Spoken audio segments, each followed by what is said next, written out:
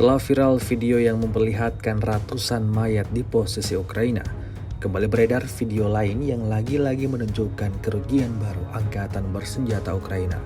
Videonya ramai beredar di media sosial Telegram pada Kamis 2 Mei 2024. Dalam rekaman tersebut memperlihatkan jalan yang disebut Rusia sebagai jalan kematian, di mana ada banyak sekali kendaraan militer Angkatan Bersenjata Ukraina yang rusak parah. Tepatnya di wilayah Belogorovka, sejumlah peralatan militer Angkatan Bersenjata Ukraina berakhir dalam keadaan hancur total.